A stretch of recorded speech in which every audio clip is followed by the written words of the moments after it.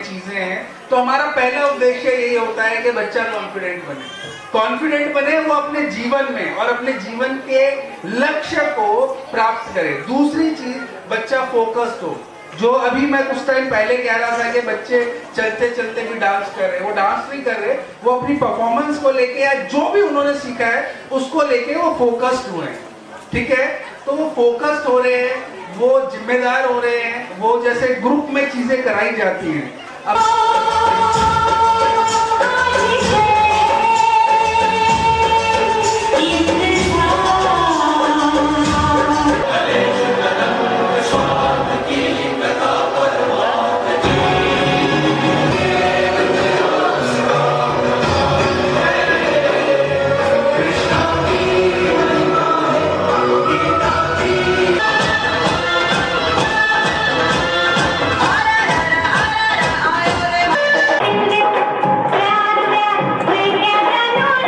मारा था ये लड़का, पहली बार देखा मैंने उससे शर्माता हुआ। क्यों शर्मा रहे थे आप? शर्म आ रही थी?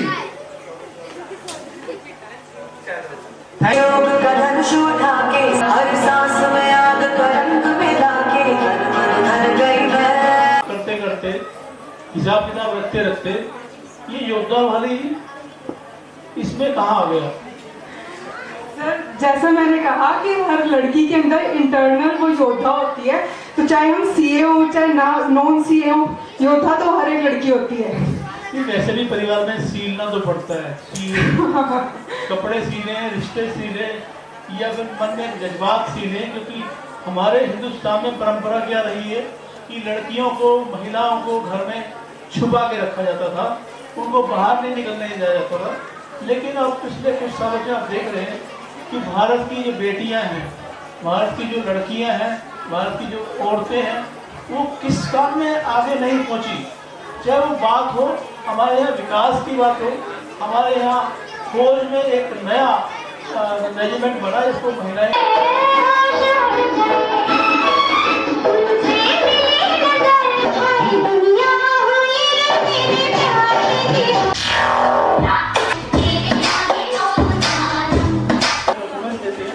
जो अचीवमेंट्स होती कॉलेज की बच्चों की, उसको प्रचारित किया है। तो ऐसी बहुत बेशकीमती यूनिवर्सिटी भारतीय विद्यापीठ के लिए, उसके कामों के लिए क्या हम एक जोरदार तारीफ से स्वागत करेंगे?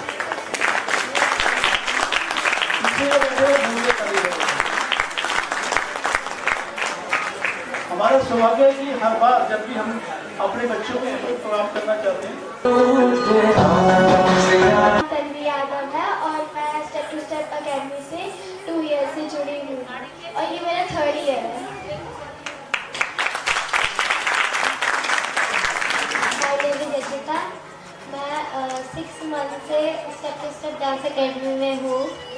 मुझे बहुत अच्छा लगता है डांस कर। कुछ बच्चे या कुछ स्टूडेंट्स ऐसे होते हैं कि कुछ गॉड गिफ्ट होता है जो बहुत कम समय में चीज़ें अचीव कर लेते हैं, और कुछ मेरे जैसे होते हैं जिनको बहुत टाइम मिलता है। मैं इतने सालों से सीख ही रहा हूँ। मैं 4 साल का था, शायद आप लोग कम जानते हैं मेरे बारे में, बता देता हूँ। बताओ शर्मा जी, आप भी नहीं बताते, मुझे बतानी पड़ती है सारी चीज़, फिर कहोगे अपने मुँह अपनी बातें बता रहे, तारीफ कर रहे हैं। मैं जी 4 साल का था तो एक हमारे टाइम पे एक ही रियलिटी शो हुआ करता था, लौता पोता, वो था बूगी वूगी। तो उस 4 साल की उम्र में मैं बूगी वूगी में गया था। उसके बाद ये कदम नहीं रुके, अब तक भी चीज़ें चल रही हैं। काफ़ी सारे रियलिटी शोज किए, रीजनल किए, बॉलीवुड फिल्मों में काम किया। जैसा कि सर ने आपको बताया था, जो मेरी फिर जो असली ट्रेनिंग शुरू हुई बॉलीवुड की, वो सरोज खान, मास्टर सरोज खान जी के पास मैंने 11 साल उनको असिस्ट किया मुंबई। उसके बाद फिर बहुत सारी प्रेरणा ली, बहुत सारा काम किया, फिर लगा कि नहीं, जीवन में ऐसा कुछ करना है जिससे मेरे बाद क्या और लोगों को मंच मिले, आगे बढ़े। तो बस वही एक मुहिम लेके हम चलते हैं। और इन जिस तरह से ये प्रोग्राम स्पेशली हम इसलिए डिज़ाइन करते हैं कि हमारी एकेडमी के बच्चे हैं ना, उनको मौका मिले और वो हाईलाइट है, वो उनको पूरा समय मिले। और जो हमारे बाकी प्रोग्राम्स जो होते हैं, मत पकड़ो सर, ऐसे लगेंगे करंट मारता हूँ मैं। अच्छा, तो होता क्या है कि जो बाकी बड़े प्रोग्राम होते हैं उसमें समय नहीं मिल पाता, हमारे बच्चे कहीं ना कहीं छुप जाते हैं। रीजन क्या है कि वो बहुत प्रोफेशनल डांसर्स आते हैं, जिन्होंने 10 साल 15 साल अपने दे रखे हैं, जो टीवी रियलिटी शो खेल चुके हैं, फिर भी वो हमारे कॉम्पिटिशन्स वगैरह में आते हैं, और हमारे बच्चे नए हैं तो उनकी परफॉर्मेंस थोड़ी सी दब जाती है। तो इसलिए हमने ये प्रोग्राम हमने डिज़ाइन किया है कि हमारे बच्चों को ज़्यादा से ज़्यादा मौका मिले, मंच मिले। और इसी तरह से देखिए स्टेप होता है, जैसा कि मैंने अपना नाम रखा है स्टेप टू स्टेप, वो इसीलिए सोच के रखा है कि हर एक स्टेप को धीरे धीरे आप समझिए। आज बच्चा पहले होम घर के प्रोग्राम करेगा, उसके बाद ही कमर्शियल जा पाएगा। आप डायरेक्ट चाहेंगे कि अब डायरेक्ट हमारा बच्चा किसी रियलिटी शो में पार्टिसिपेट करे, वो पॉसिबल नहीं है। अब चीज़ें बहुत बदल गई है, बहुत एडवांस हो गई है। तो उसके लिए रीजन यही है कि हाँ, धीरे धीरे हम थोड़ा सब्र रखें। परमात्मा देता सबको है, बस समय आने पे जिसका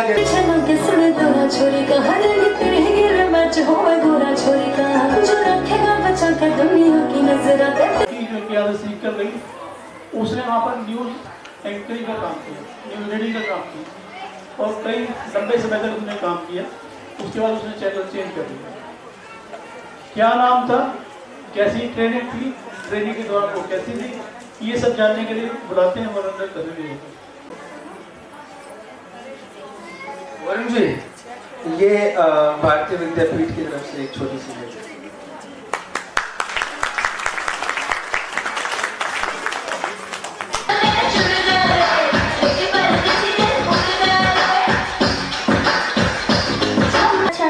कितना अच्छा, बहुत अच्छा। 100 ग्राम। चलिए, थैंक यू। नमस्कार दोस्तों, पहले तो आप सब अपने लिए तालियां बजाएं, जोर से बजाओ। अब अपने बच्चों के लिए बजाइए, क्योंकि आप हो तो आपके बच्चे हैं, और ये मंच है, और ये सागर है। और सागर की तो क्या बात कहूँ, यथा नाम तथा गुण। बच्चों में अपनी गहराई से एक छोटी सी, जिसमें कला नाम की चीज होती है,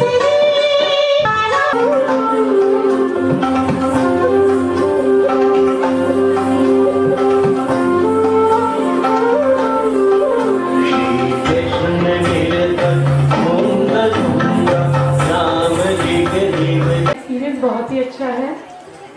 टीचर्स बहुत डेडिकेटेड हैं और एक एक स्टेप को तब तक क्लियर कराते हैं जब तक हो नहीं जाता।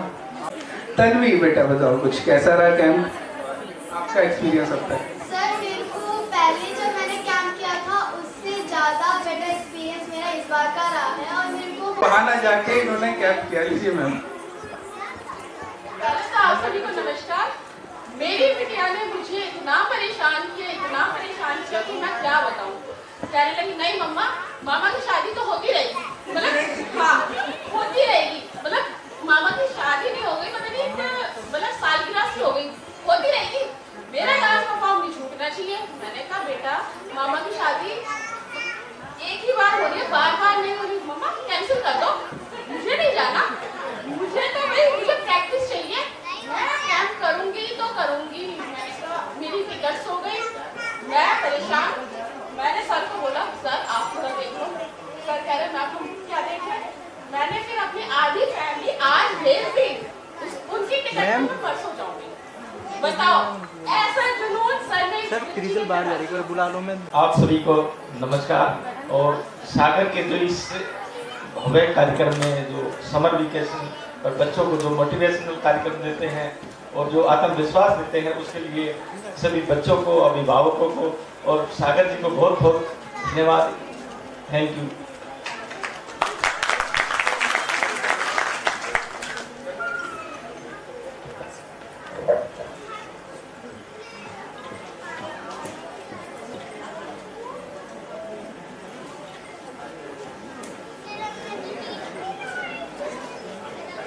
इस मंच पर आकर आप सभी अभिभावक अपना टाइम निकालकर अपने बच्चों के लिए इतनी जो मेहनत कर रहे हैं, तो बहुत ही खुशी की बात है।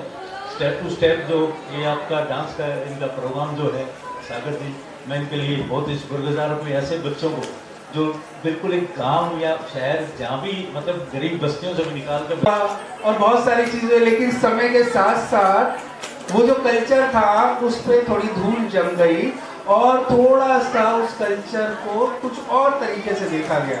मैं बात कर रहा हूँ भोजपुरी कल्चर की वजह की।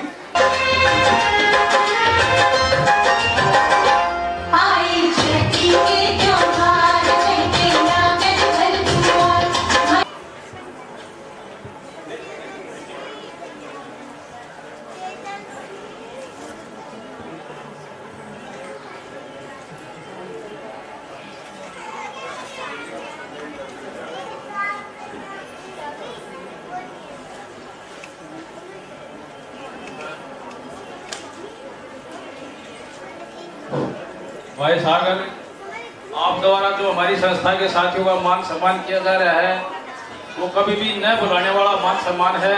आपके मान सम्मान को और हमारी नज़र में जो आपका जोर कहते हैं ना कद, वो बहुत बड़ा हो गया भाई। और आप जब भी हरियाणा के अंदर दोबारा से हमारे प्रोग्राम में आएंगे, आपका विशेष अलग से सम्मान किया जाएगा। और आपने जो इस मंच पर हमारी टीम को, हमारे को जो मान सम्मान दिया है, उसका हम दिल से आभार व्यक्त करते हैं। तो बहुत बहुत धन्यवाद।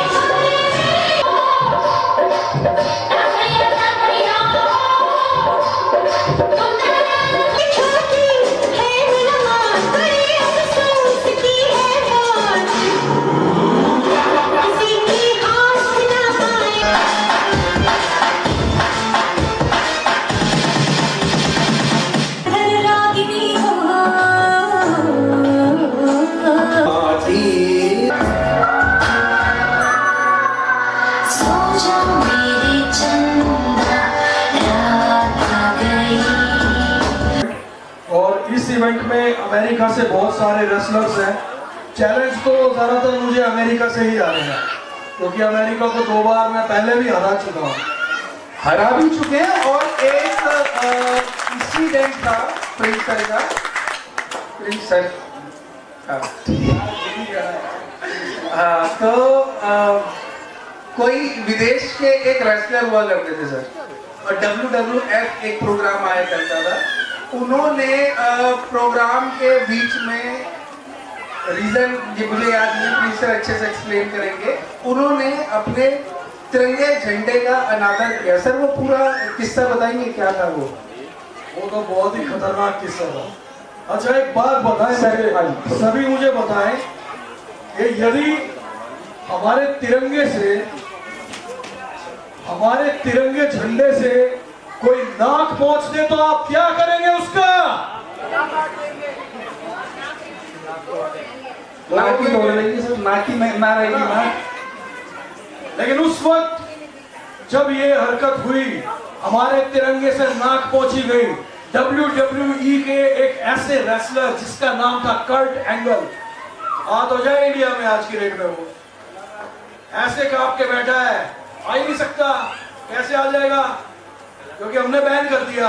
WWE हमारे देश के किसी भी सरकारी चैनल पर नहीं दिखाई जा सकती, क्योंकि हमने एक प्रदर्शन किया था 5 से 10 हजार रेसलर्स टी शर्ट रिमूव करके चेस्ट पे तिरंगा झंडा, यानी तिरंगे झंडे का कलरफुल एक चित्र लगा के हम लोगों ने पूरा कनॉट प्लेस जाम कर दिया था।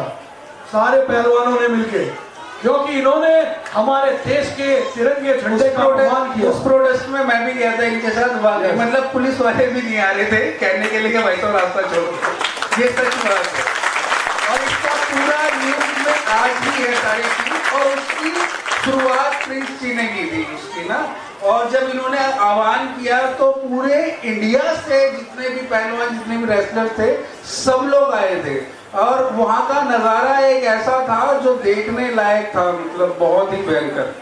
क्योंकि सागर भाई ये हमारा तिरंगा है, देश के सैनिक सर कटाते हैं, सीने पे गोली खाते हैं, किसी का पैर नहीं होता, किसी का हाथ नहीं होता, जवान शहीद तक हो जाते हैं हमारे तिरंगे की खातिर। लेकिन इन लोगों ने हमारे तिरंगे से नाक पोंछ दिया। अरे रुमाल थोड़ी है, तिरंगा है, शान है हमारी, तो कैसे हम एक बेइज्जती जेल कैसे सकते थे। तो इसीलिए हमने प्रदर्शन किया और सुबह से हमने पूरा कनॉट प्लेस जाम किया था। 4 घंटे के अंदर अंदर, सागर भाई तो वही थे, WWE ने 4 घंटे के अंदर प्रेस कॉन्फ्रेंस करी किसी इंडियन को बैठा के। इंडियन कौन थे, वो भी हमारे मित्र ही हैं, जीत रामा आपने WWE में देखे होंगे, और रोमन रेन आपने सुना होगा। इन दोनों को बिठा के इन्होंने क्या किया, प्रेस कॉन्फ्रेंस कर दी ललित होटल में कि हम पूरे भारत के एक व्यक्ति से माफी मांगते हैं, क्योंकि हमने तो आज तक में बोल दिया था और जितनी मीडिया थी वहां पर सभी को बोल दिया था कि नहीं जाता भी राज ये रोमन रेन यहाँ से। तो फिर इसके बाद, क्योंकि मैं तो जो स्पष्ट है वही बता रहा हूं आप सबको, इंसिडेंट इतना भारी था, इसमें बिट्टा जी हमारे साथ सपोर्ट में थे, सागर सिन्हा जी हमारे साथ सपोर्ट में थे, और इसके अलावा मेरे बहुत अच्छे मित्र हैं कर्नल जनरल GD बख्शी साहब, वो भी हमारे साथ सपोर्ट में थे। और इसका रिजल्ट ये आया, 4 घंटे के अंदर अंदर गूगल न्यूज पे विंस मैकमोहन ने आके माफी मांगी, WWE के चेयरमैन ने माफी मांगी और ये कहा सभी भारतीयों से हम माफी मांगते हैं, आज के बाद हम ऐसा नहीं करेंगे।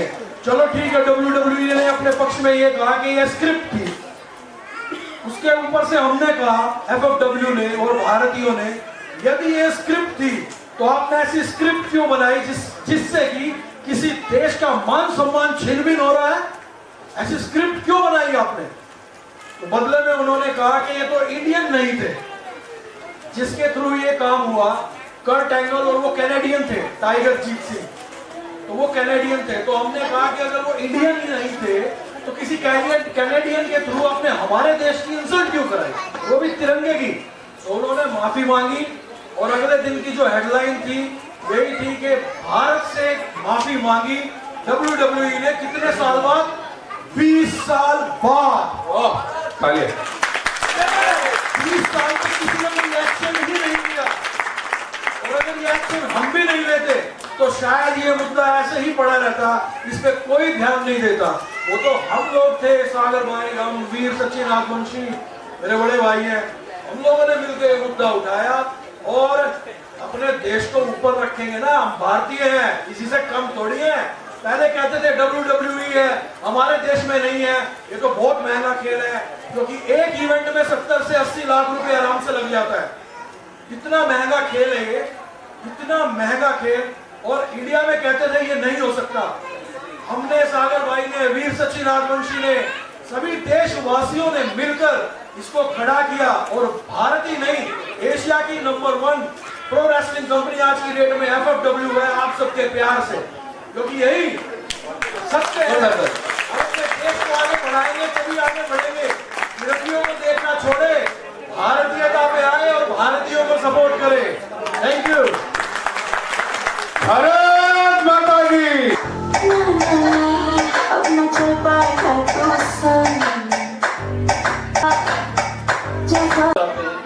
अपना पावर सेल लगाते हैं जिससे इतनी बढ़िया इलेक्ट्रॉनिक परफॉर्मेंस प्रैक्टिस वाला सर। जवाब सही है क्या? अगर सही है तो आप जोरदार तालियां बजा दीजिए।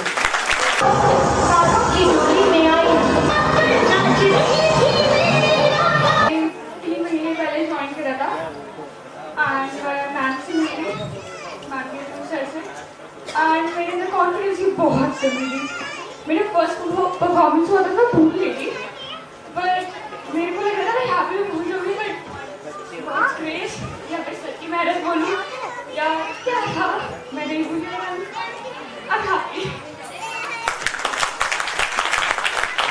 और सर के काइंड वर्ड की वजह से इसके साथ इसकी कजन आई हुई थी and she was eagerly waiting to perform on the stage. She was like बुआ please let me go, I will perform. उसको उनकी टीचर्स एक पूरा मैम सिनेरियो होता है, उसको नहीं I can agree sir because of all the members who are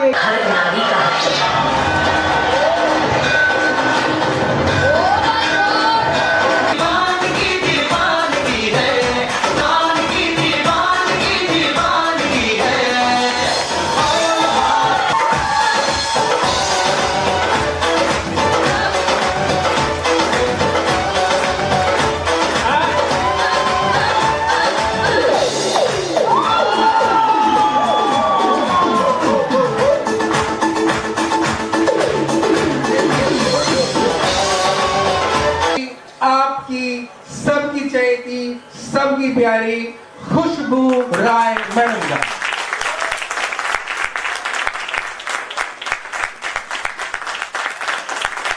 Khushboo ma'am आई थी इसी ऐसे ही समर कैंप में, और मैं बुलाना चाहूंगा उनके माता पिता को भी। आइए गोपाल राय जी और उनकी धर्मपत्नी जी एक बार आइए। विभा देवी जी लगते नहीं हैंडसम है, आइए सर।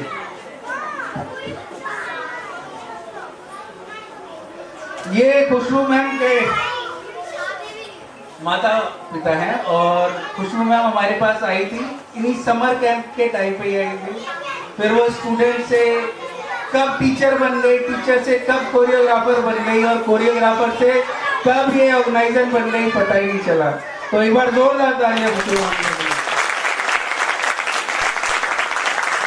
सर मैं आप लोगों का क्या सहयोग, क्या कहूँ मैं, आप लोगों ने जो सहयोग किया है, हम पे भरोसा किया है, उसके लिए बहुत बहुत शुक्रिया। 2 शब्द आपसे मैं चाहूँगा प्लीज।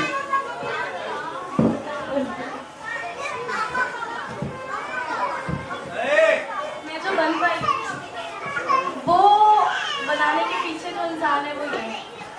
जो भी आप देखते हो, जितना भी मैं करती हूँ, मैंने सुना कुछ पेरेंट्स मेरे लिए बोल रहे थे, थैंक यू सो मच। जो भी मैं करती हूँ, जितना भी मैंने सीखा, जो भी चीज़ें, जो भी मेरी लाइफ पूरी, सब इनके बदौलत है।